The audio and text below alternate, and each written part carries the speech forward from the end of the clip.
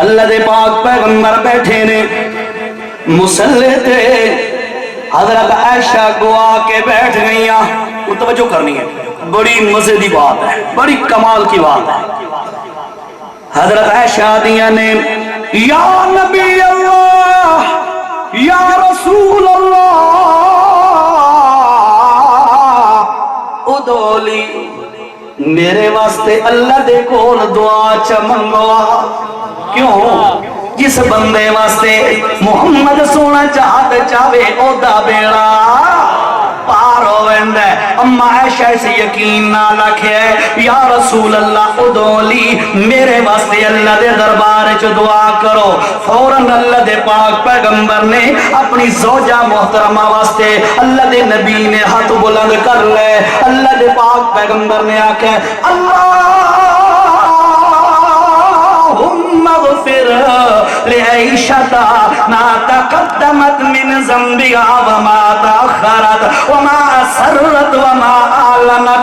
اور رب کریمہ میں دعا کردہ عائشہ صدیقہ دے سارے گناہ معاف فرما.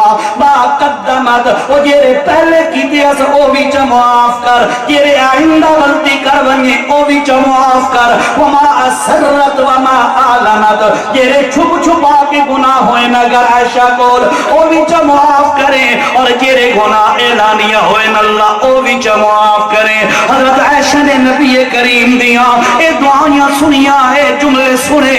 حضرت عائشہ بڑیاں خوش ہوئیاں، اتنیاں خوش ہوئیاں کہ حسن لگئیاں تے بیٹھ بھی نہ سکیاں.